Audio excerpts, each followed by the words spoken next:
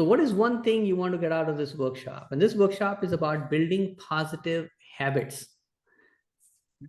So who has a question or a goal that you want to share about what you want to get out of this workshop? I'll chime in. Yes, Joshua. So I actually just started reading Atomic Habits, and I think as a retail shop owner, the day to day, you never know what's going to come at you. So for me, it's really trying to um, streamline. Well, I guess time management is the way to make a long story short.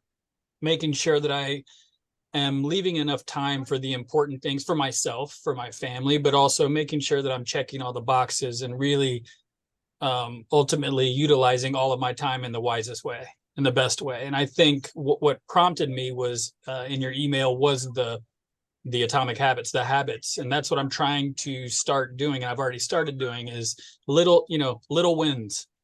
Start small, and it's a win. It feels right, and then how do we grow and expand on that? So Very good hopefully that, point. Thank yeah. you, Joshua. So how many of you are looking to be more productive on a daily basis? We all are, correct? And what I will cover are concepts from 4 or 5 different books that I have found applicable to my own life, and I've been using them in my own life and business. And I can tell you some of the challenges we have, success stories we have. But the main thing is going to be always very simple. Your life, your success is determined by your habits. It's that simple. And that is one thing that we all need to be extremely aware of.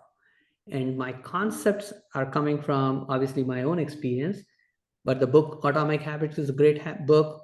Charles Duhigg's book on habit is a very good book as well. We have Tiny Habits, and also a book called The One Thing by Gary Keller. So all of these books combined have great information. One of my favorite books, which I started with initially long time ago, was Seven Habits of Highly Effective People. How many of you are old enough to have read and remember that book, right? It's just unbelievable as a book. Stephen Covey taught me a lot of great concepts in the book. And the key concept I learned from the book was very simple. Every cause has an effect, right? It might sound pretty simple, but what he meant by that was that you don't control consequences, you only control the action, and the principle which connects the action to the consequence controls the consequence eventually. So, for example, if I eat certain types of food, which is the action, I don't control the consequence of increasing or losing weight. The principle of that food connected with the effect on the weight will control that. So I need to know the principles that are behind me learning and doing anything in life. Because if I know the principles and I have the action understanding, then I can combine the two to get consequence. As a human brain, and I'm guilty of this, is I focus too much on consequence instead of the action and the principle. And if the action and principle are combined, then the habit can lead us to the desired results. The secret of success is very simple. It's in your daily habits. So anybody who is more successful than you, the only difference is going to be their daily habits. Now, skill level comes in play as well, but in general, the daily habits are going to be the key part of it. Does everybody understand what I'm really talking about? Very simply concept here. So I have a PowerPoint as well, but most of you already know me. My name is Minesh Baxi, and I was born in a city called Agra, which is where Taj Mahal is located. And I have 2 beautiful children. Macy is here, and my son is 16. My wife, Kim, we have been married for 32 plus years. We have homeschooled our children. We have been very blessed to have a great life, very flexible compared to most people. But I look back and I see the areas that I've failed in, and I can clearly see the people who are more successful than me have better habits, and they were more coachable than I was. It's nothing complicated. They were coachable and willing to develop the habits compared to me. And in our life, if you stay coachable and you develop the right habits, it will happen. So here is what the problem is for all of us, right? We all know habits as good habits and bad habits. And we all have some good habits. So put in the chat if you know there is a good habit you have, like brushing your teeth, etc. Okay, I have a habit which I typically say to my daughter. One of the first things I say during the day, because we work together so much, we are all together so much of the time, is like, hey, You're beautiful. I love you. You're so special to me. I start my day talking to her in affirmations. Would that be true, Macy? Pretty much every day I do that, right? Because I made it a habit. Why? Because I have seen the relevance of that in my life. Okay. So then my wife wakes up and I see her for the first time. I always say, hey, hi, beautiful, or something like that to that effect. Now, I'm not saying that to brag. I'm just saying that these are habits that I have had to develop over a time period, knowing that those are good things for me to do. Now, what we want to cover today is not just life, but also business habits as well. Now, most of you have an idea of a habit that you would like to change. So put in the chat and Macy can jump in for me whenever the appropriate moment when I ask her, what are the habits people want to change? So put in the chat a habit that you want to change. So let's see if there is a habit that you want to change. Let's see in the chat. Macy, anything you see that I should pay attention to? Laurel mentioned her favorite habit right now is working out. Jeanette says she's stopping, she's not scrolling as much on social media. Okay, okay, very good. So the first concept I want to cover there is very simple. It's from Charles Duhigg's concept of cue, routine, and reward. Now, most of you may have seen this. If you have not, let me just show you very quickly here. I'll share my screen. So most of you already know I have published a few books. You can see that. So habits are the building blocks. We talked about that. To get better results, we change habits. Okay. So habits are formed by a routine that is repeated over and over based on a cue and a reward. So I will give Janet's example here, which is an easy one. Janet, would you like me to explain this stop scrolling on social media? Yes. There is a reward which makes her do that. What do you think is the reward, Janet? I get to see what other people are doing. True. What else? If I post, that's going to put me in front of other people. Okay. So those are all good reasons, but here is typically what happens to most of us. We are looking for a mental escape or a stimulation. Mm-hmm. When we are looking for a mental escape or stimulation, scrolling on social media is a natural. Mm-hmm. How many of you agree with me on that? So the cue is, I'm bored, right? That's the cue. I'm no longer as interested in what I was doing currently. I need a stimulation or a mental escape. And then I go into social media and get my fix. Would you all agree that's pretty much how that happens? Mm-hmm. Right? So how do you fix that? You can't just change behavior. You have to understand what's driving the behavior, which is the reward. So if you are getting a mental escape, you're getting some socialization there from what Janet, you're talking about. You're looking for some stimulation. If you find another way to do it, that behavior can change. Is that helping you understand what I'm talking about? Right? So what are some of the other things you could do?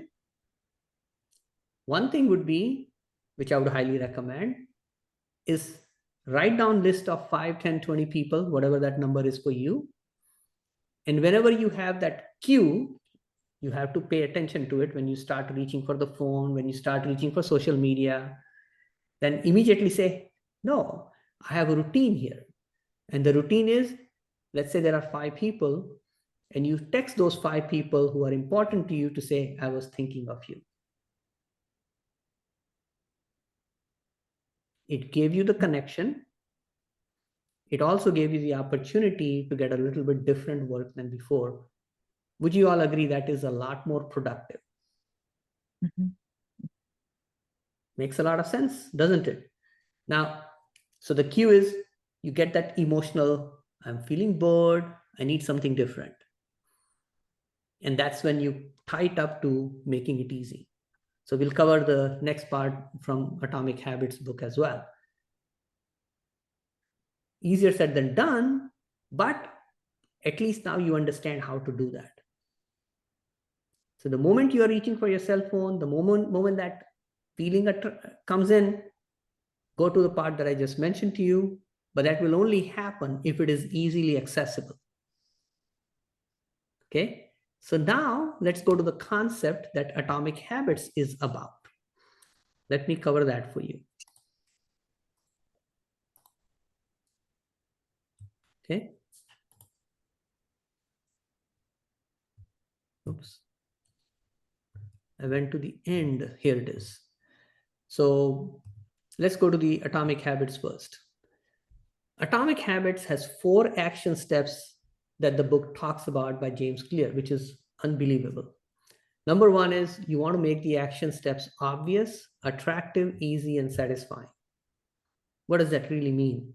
So for example, one of the things I've become very immersed in is studying the Bible. And again, I'll explain the process in a moment. So every day I want to read one chapter from a book called Rediscover Jesus. So I just move my chair, go back, and here is the book. You see how obvious it becomes for me. So like in the previous example, if you are looking to connect with 5 people, those 5 names have to be right here in front of you, because those are easy to access. So I make it obvious. It's like, oh, the book is right here. It's right where I need it to be. And I take notes. So I have a notebook to take notes from the book. Now, why is it attractive? Well, because I believe Jesus is a great role model. And if I model my life after Jesus, I'll be much better as a human being.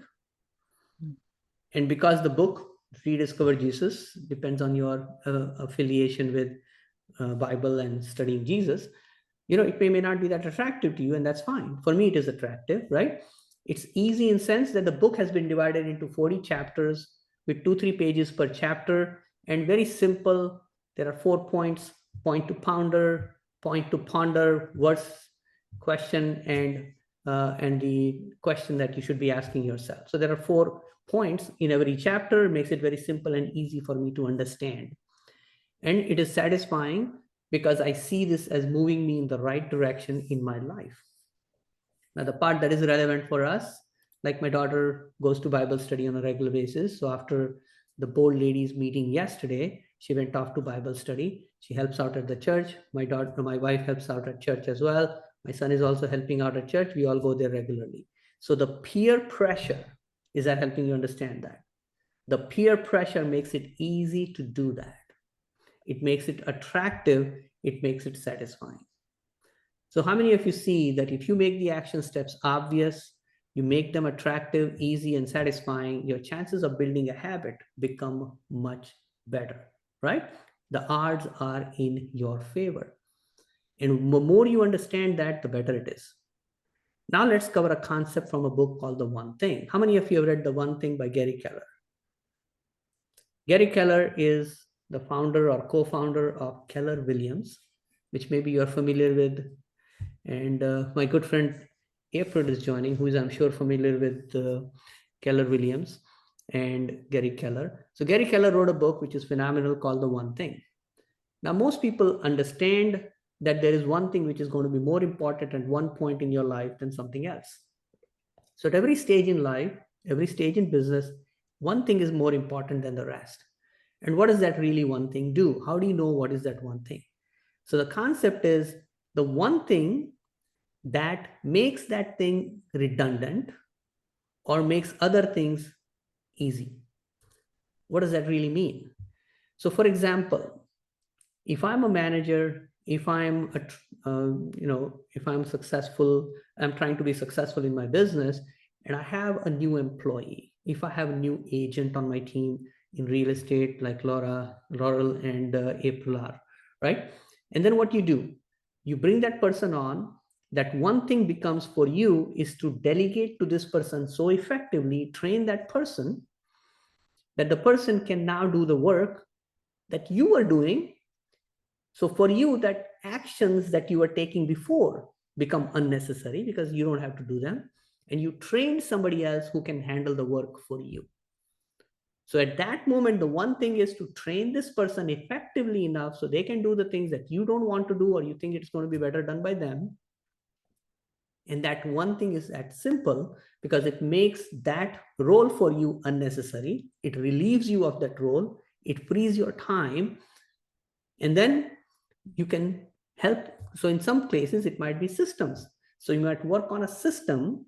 And once you have worked on a system, because of that system, it makes the other tasks easier for you to perform. So at any given moment, you have to ask yourself, what is that one thing for me at this moment? Now, for most businesses, one of the things is always going to be prospecting.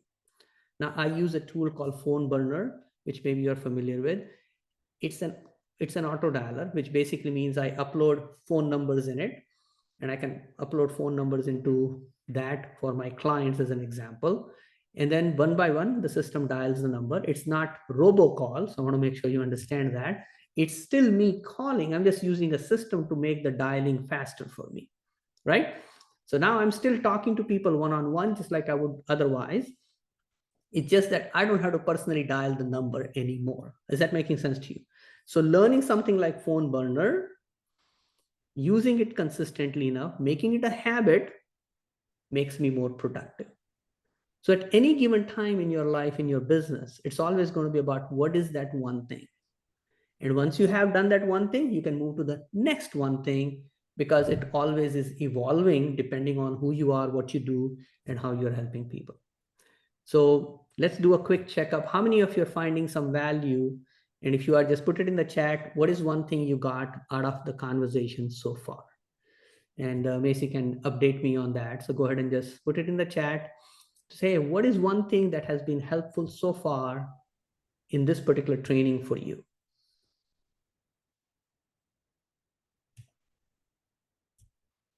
Macy, can you read out for me? Jeanette says take action. Joshua says replacing bad habits with positive habits. Laurel says the new habits replace the old habit. That's what I see Good. so far. Thank you. Lana says she's going to steal your idea of affirmations with her loved ones. Kim says make the new habit easy and obvious. And then Tammy says the 5 people sending a message. Yeah. All of you agree that most of this is not complicated, but because we are wired to do what we already do so much, that it is hard to stay, like John said, consistent, right? It is hard to stay consistent. So what I want to just recap some of the things we are talking about. Number one is habit is basically doing something over and over. It usually has a cue and a reward. And that's every habit. Doesn't matter what it is, whether you're smoking, whether you are drinking something, whether you're going to do something positive or negative. It's always as a cue and a reward. The more you understand why you feel that as a reward, and then substitute the reward with some other reward, and then notice the cue that causes it, then you can substitute a new routine for that. Okay? So I think that's going to be definitely very helpful for all of us to learn from. The second part is James Clear's make it obvious, right? You have to make it simple and easy for you to follow, attractive, and then satisfying enough for you. So if you make it obvious, attractive, easy, and rewarding, satisfying, then it becomes easier to do that. But the next concept which I want to go over is the tiny habits. Here is what you and I have to remember. Habits are not easy to break, nor are they easy to launch new habits. Now you might be like, Minesh, that's being negative. Well, it's not about being negative. It's about being practical. Okay. It's about being practical. If you know it is going to take more effort, you are more planning for it. For example, we used to drive from Michigan to Florida, and we knew it would take us quite a few hours to drive down the road. We would also know there would be some construction, some detours, etc. We needed a map, GPS, etc. Now, if I was naive, I would say, oh, it'll take me an hour, which would not be very smart, right? So from that perspective, knowing what it will really take is a good idea. So that's the reason why we start something called tiny habits. So there's another book called Tiny Habits. And the concept is start small and then build it up. And you might be like, Minesh, this doesn't sound much. So for example, Laurel, who is a yoga instructor, right? She's talking about working out. So I'm sure she has her definition of working out, which may not be the same as my definition of working out, correct? But the simple aspect is, what is one simple thing you can do today and be consistent at it so that you can see that you are actually doing it? Because the more you see consistency, the more you believe in it, the more momentum you develop, and the easier for you to stay with it. So for example, earlier this year, actually in December, I had asked on my Facebook post, so Facebook can be positive, you can use it in a positive way. I said, what is one thing you are proud of accomplishing in 2023? One person said he listened to or read the book, the Bible, through the one person called Nikki and Pippa Gumbel. And I'm like, oh no, that is interesting. Let me check this out. And I did. So they have one day for each for 365 days. You can actually listen or read that particular, Bible app. And it goes through the Old Testament, New Testament, and everything. And I started that practically even before January 1st for a couple of days. And I was chatting with my wife. She had heard of this. She said, yeah, we used to follow some of his programs at another church. And I got a reconfirmation of something I was doing. I was like, oh, this is good. And so what I have done is I said, okay, there are things which I do and I can stack them together, which is a very important concept in habits. If you can learn to stack habits, you will find it easier to develop. So you start small and you build it up. So one day at a time, listening for about 20-25 minutes is not a big deal. You can put on the cell phone and wherever else you are going to be listening to. But what I did was I combined it with biking. Initially, I was walking, and now I do biking. So about 20-30 minutes of biking, I listen to the Bible app. For example, I did that today morning. I'm able to accomplish two things at the same time, and it is more satisfying for me because it is even more productive. So I'm already interested in listening, reading the Bible. I'm interested in being healthy and doing some exercise on a consistent basis. I found 20-30 minutes combination as a good combination. So I combined two things that I want to master and build a habit, and I was able to do that.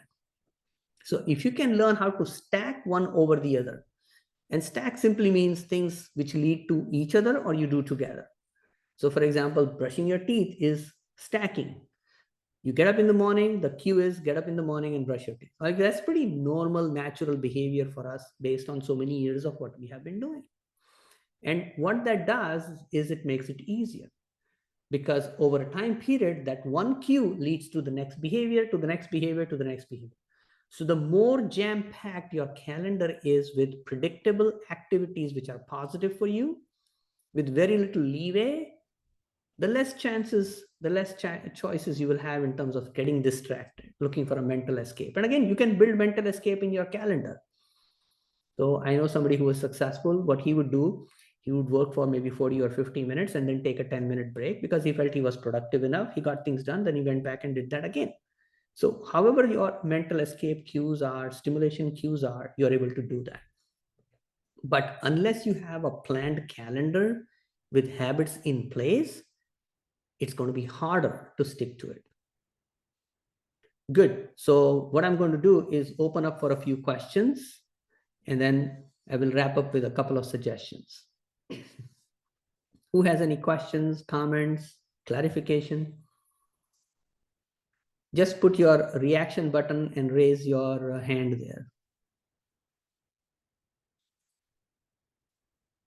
there.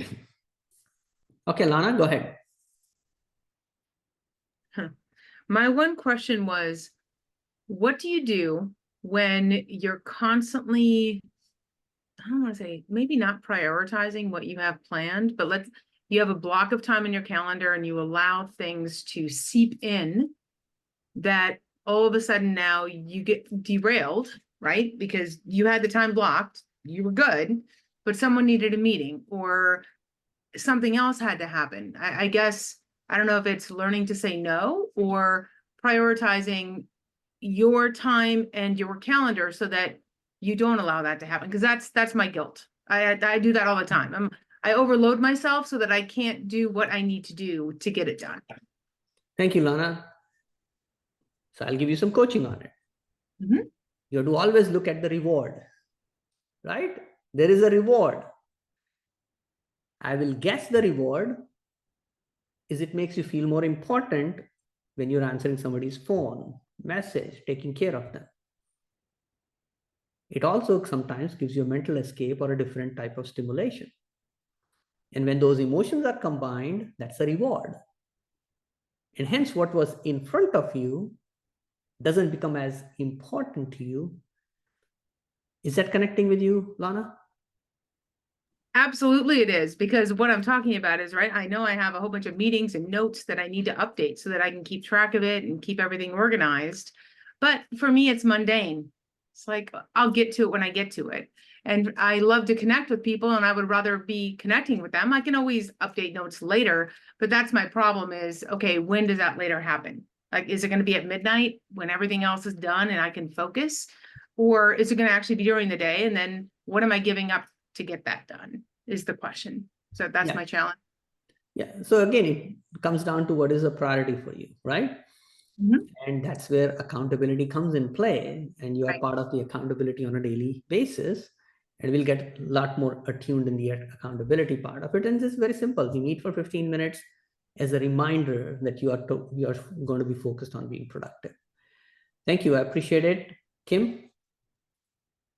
I pardon me if I'm being bold, but maybe work in an extra 15 minutes, the time that you have allotted for your phone call to enter your notes at that point, so you don't have to touch them again. I'm a touch it once person. If I can handle something and not have to put it away and try to look back at it later, I find that that's a lot more effective for me. So if you are gathering notes from a meeting, plan the extra 10 minutes after the meeting and get it done right there so you don't have to touch it again. And then you remove that black dark cloud that follows you because you didn't do that. Yeah. So thanks. I appreciate it. So Lana, just like Kim, you have a different reward, right? Okay. Being relieved of the stress of having to do it later, right? Laurel had raised her hand. Is she still around? There she is. Yep. I'm just want to share something that I heard, and it's kind of goes against what I am. I'm very positive, but I think it was interesting. I saw something that this father asks his daughter every day, "What was your failure?" to groom her that there's like failures in life. And I found that like really interesting, so that you can get past that, like you failed, starting at a young age. Good. And I think that's a good point. So is there a question in it that I should be aware of? No, I just wanted to share that because I thought it was interesting. It's kind of like opposite of like, I always try and turn everything to the positive. Mhm. So like asking about failures, like would be a little bit difficult for me if I had a young child, but I see where the grooming of learning to fail forward is in it. Yeah, thank you. So here's what I would tell you is you never know until you failed that you even tried. Because the only way you can fail is to try. There is no other way, right? I mean, you Right. understand, like sitting, and there is a book called Go for No. How many of you Go for the No? Have you heard of that book? And that's where he gives an example of his own story where he was in a store.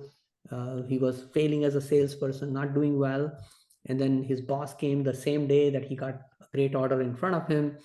And the boss asked him the question. It's like, hey, you did great, but let me ask you, what did he say no to? He's like, didn't you say he did say yes to everything? It's like, yeah, but you don't really know if he would have bought more. You just didn't offer him more than what he was asking for. So if you don't ask for more than that, you're not failing in that respect. So you're actually trying something and achieving success. So that's, I think, the mindset of asking the question about what did you fail at is more about programming the mind that you are stretching yourself to do things you weren't doing before. Thanks. Joshua, you have a question or a comment? Yeah. Well, first of all, I do have a question, but Lana, I think it was, I struggled with the same thing, and I was trying to stay up late. I was like, I'm kidding myself. I'm asleep by 10:30. There's not, it just is not happening. So I started listening to a book called The 5 a.m. Club, and that registered with me. And I was like, I can do 5 a.m. I can't do 11. And my 5-year-old doesn't wake up at that point. So I found my my hour of quiet, and that helped for what it's Perfect. worth. I also thought that you had a virtual background, and then I saw your dog move. That's amazing. Thank you. The dog is real. The dog is not virtual. I saw that. The Okay, dog is so not here, but it is there. yeah, that's right. Real. So my It's on the question, ground. you had mentioned delegating, and I am not a micromanager, and we do train. But what I find is, this is my baby, this store. For those that don't know, I have a brick and mortar retail shop. And I'm very happy stepping aside, but I do find that it's hard to let go, like to just not be there. And so you had mentioned delegating, and I've been doing fairly well doing so, but do you have any tips, or can you point me towards a book or anything on kind of just trusting the process and letting go? Because that's where it's like the last steps. Like, I know what I want to do, but it's hard to actually do it. Yeah. So thank you, Joshua. So I appreciate your honesty, and I totally understand when you have something that you value and you want to make sure people are taken care of, things are done well. I totally get that. Here is the bigger picture of not learning to delegate. Here is the bigger picture. You don't have a bigger vision. When you have a big vision, or at least bigger than where you are, then you will find the ways to do that. What does that mean? So for example, if I said to you, Joshua, you are so good at what you do, and you provide such great service that not only people in your local area who could benefit from it, but there are people all over the country, possibly around the world, who could benefit from what you do. And you should be able to either license your services in terms of teaching, training other people, or you should be able to franchise your operation and duplicate your operation in a way that other people can follow your model. Once you have that as a vision, delegating and running this operation relatively with you being not as present becomes more critical and more enticing. Is that making sense what I'm talking about, Joshua? It does. Stop thinking so small. Exactly. I get it. Exactly. Totally. Whenever people struggle with delegation, it's they're thinking too small. I didn't think I was thinking too small, but truthfully, you can always think bigger. So that resonates. I appreciate that. Yeah. Absolutely. Absolutely. Good. So let me share with you what we do. Some of you are already on our calls on a regular basis, and we have daily accountability call, because here are two things that everybody needs. And everybody who is an entrepreneur needs accountability. In fact, everybody needs accountability of some level. And accountability solves two problems. Number one is it makes you focused enough for the activities that are important for you. That's the number one. And number two, as a group, it removes the sense of isolation. As entrepreneurs, very few people can understand who we are, what we do. Just be honest. That's just the reality of it. Not everybody understands the challenges you go through. Not everybody understands what the process that you have to muddle through every day in order to stay on top of what you do. Some of you are already very successful. Fantastic. Keep doing what you're doing. And you're obviously maybe already having accountability coaches and people working with you. This group that I have put together is an accountability and networking group. So it's different businesses. We don't have limitations generally, but you can be from any business and you could join. And we have a 15-minute call at 10 o'clock, 10 a.m. Eastern. 10 to 10:15, you come and share your wins. We give you an opportunity to be supported by other people, specifically what you might be looking for. It might be as simple as looking for a Google review, sharing your post, or anything else. But those 15 minutes are enough to help you fashion your day towards where you are interested. Now, people who want to stay accountable at a higher level, they can tell, hey, this is the activity I'm going to focus on and get it done today. And tomorrow, this is what I will report. Fantastic. Again, it depends on your level that you want to play. But the bottom line activity for business owners is always going to be prospecting. The more you focus on prospecting every day, the easier it gets for you, which comes down to, some of you already know this, number of conversations with real people, right? Okay. If you're engaged in real conversation with real people, with some meaningful connections, with a conversation which is leading to a certain output, guess what? then you will start getting results towards the direction you want to go.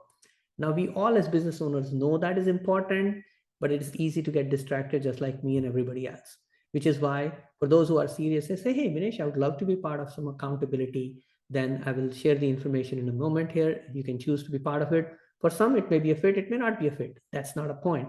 My point is very simple. Find somewhere where you can be held accountable by somebody who values you, who is committed to your success, and more important, you feel part of a team.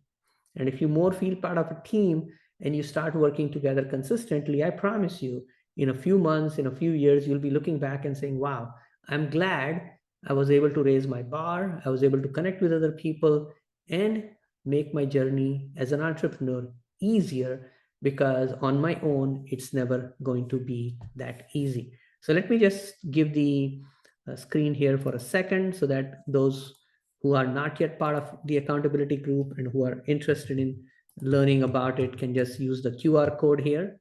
So you can take the QR code. There is a short application form, just so that I know what you are working on, get a little bit more clarity on it, and go from there and see how I can support you. It's a short investment on a daily basis, but it's a huge return just by building that habit of staying focused and accountable and getting the support of people on a consistent basis. Good. So while I leave that there, I would like to wrap up with people who have maybe some positive comments that they want to share, is like, what did they get out of being here today? And again, raise your hand. Keep it there for a few seconds here. And then Macy can tell me who the next person is who wants to share what is something that you are taking away from here. Lana, go ahead. I will just say that I'm absolutely going to take away the 5 a.m. club. Thank you very much, Joshua. I know I need to do a better job. And I'm also going to try to incorporate Kim's suggestion about the notes after the meeting. I have to get better at that. The problem is I'm not, but I just want to do a quick plug because I'm part of the accountability group and I have seen so much growth over the past 6 weeks. It's unbelievable. So it works. And it's one of those things I was personally struggling with because I had everything set up, but what do I do next? And having that support system is just absolutely amazing. So thank you to Minesh and Macy and everyone here who's on that call daily to support us, because it has made a tremendous difference. And I can't wait to see where it goes. Thank you, Lana. I appreciate it.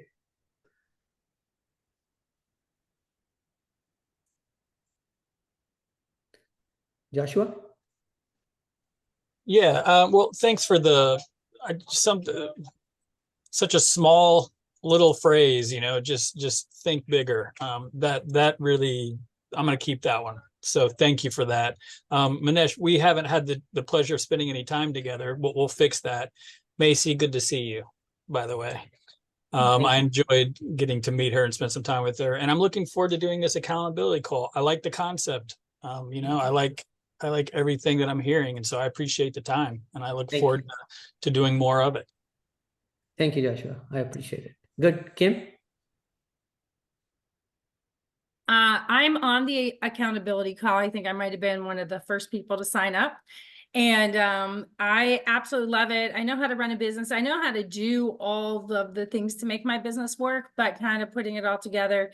And having a team, I think that is another thing, because I feel like the people on the accountability call, with the call to support each day, that we kind of are all a team working together towards one common goal for each of us, and that's for all of our success.